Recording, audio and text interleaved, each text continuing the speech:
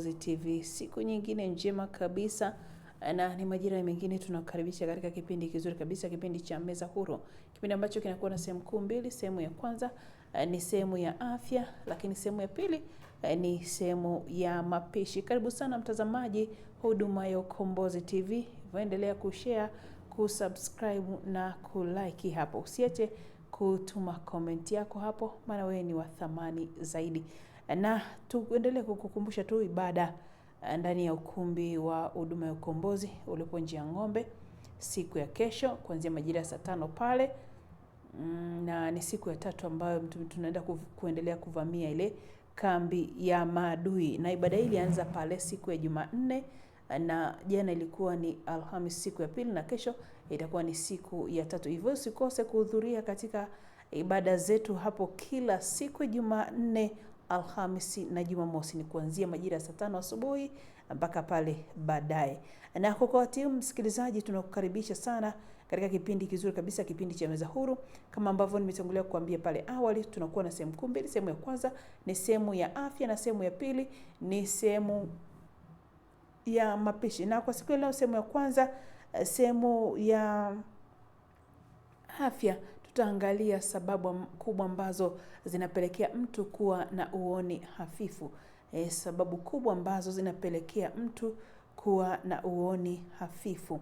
Lakini nikwambie tu, studioni hapa mimi ni Miriam Sakiki, mwenzangu ni Enoch Akio. Twende tukaziangalizie sababu ambazo zinapelekea macho ya mtu kuwa na uoni hafifu au mtu kuwa na uoni hafifu.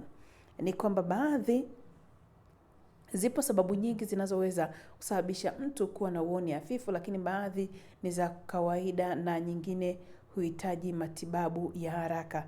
Sababu kuu ni hizi hapa: kutotumia miwani sahihi, ambayo inasababisha macho kuwa na shida ya kuona mbali au karibu. Tatizo la umbo la kuonea.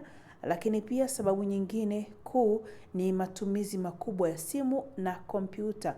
Kuangalia screen kwa muda mrefu husababisha macho kuchoka, kuwasha na kuona ukungu. Lakini kitu kingine ambacho kinasababisha macho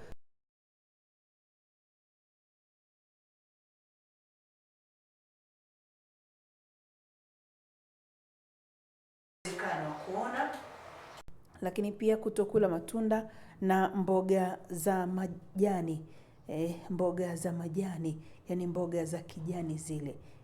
Kitu kingine ambacho kinaweza kusababisha uoni hafifu ni uzee. Kadri mtu anavyozeeka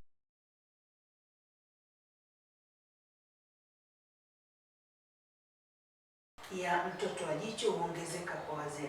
Sababu nyingine ni kisukari. Sukari nyingi huathiri mishipa ya damu ya macho na kusababisha kuona hafifu.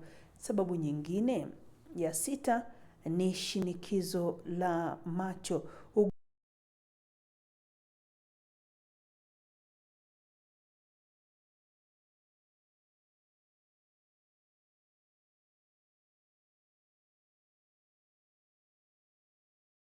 Kuvimba kwa macho kundu au usaha vinaweza kuathiri kuona. Na sababu nyingine pia kupoteza usingizi wa kutosha. Kutokupata usingizi wa kutosha, macho yanahitaji kupumzika ili yafanye kazi vizuri. Hivyo kutokupata usingizi wa kutosha kunaweza kusababisha wewe kuwa na uoni hafifu. Ajali au majeraha ya macho, kupigwa au kuingia vitu machoni kunaweza kusababisha wewe uwezo wa kuona. Lakini sababu nyingine ya 10 na ya mwisho ni kwamba ni matumizi ya kemikali au moshi, vumbi na kemikali kali vinaweza kuharibu macho kwa muda mrefu. Lakini kwa wakati huu tuende tukaangalia dalili za uoni hafifu. Dalili ambazo za uoni hafifu ni pamoja na kuona ukungu, maumivu ya macho, kuumwa kichwa mara kwa mara, kushindwa kuona vizuri usiku, kusogeza vitu karibu sana ili kuona. Njia ya kulinda macho. Njia ya kulinda macho ni pamoja na kula vyakula vyenye vitamin A, mfano carrot, tango, mchicha, mayai pamoja na samaki. Kupunguza muda wa kutumia simu bila mapumziko. kupunguza muda wa kutumia simu kwa kujipa mapumziko, lakini pia kulala vya kutosha, kutumia muda mzuri kupumzisha macho yako pindi ambapo unalala. Lakini pia njia nyingine ya kulinda macho ni kufanya uchunguzi wa macho mara kwa mara kwa hospitalini, kutumia miwani ulioandikiwa na daktari. Ukipenda kutumia miwani ulioandikiwa na daktari, na sio kutumia miwani tu kama vile fashion. Lakini tunaweza tukakwambia vyakula bora vinavyoweza kulinda macho yako. Vyakula bora kwa afya ya macho husaidia kuboresha uoni, kukulinda dhidi ya magonjwa na kupunguza uchovu wa macho.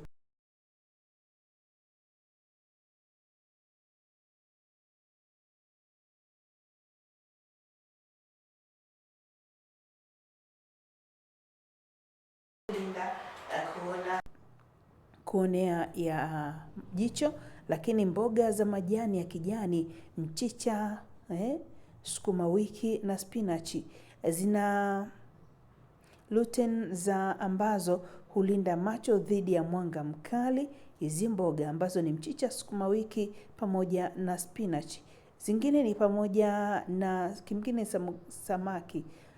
Omega 3 husaidia kuzuia macho kukauka na kuboresha afya ya retina.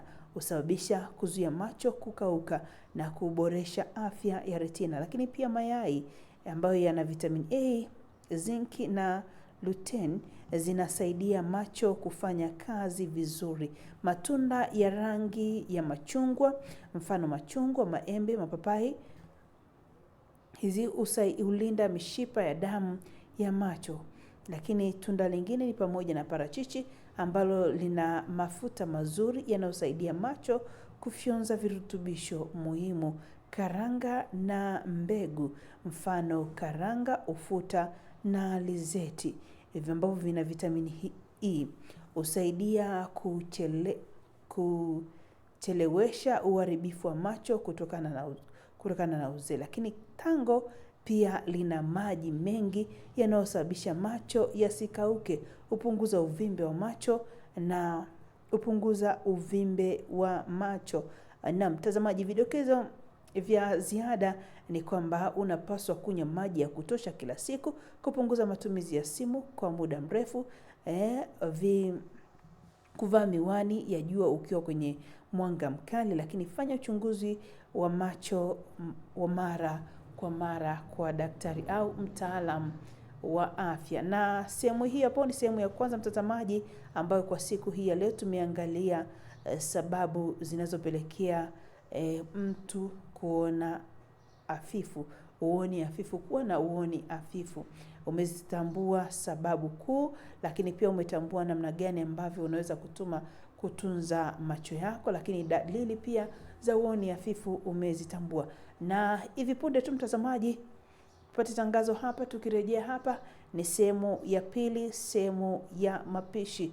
Na kwa siku ya leo ni kwambie tu mtazamaji, tutaangalia umuhimu gani, kuna umuhimu gani wa kula matango. Kuna umuhimu gani wa kula tango ambalo ni tunda katika mwili wako? Kuna umuhimu gani? Twende tukaangazie hivi punde tu tunarejea.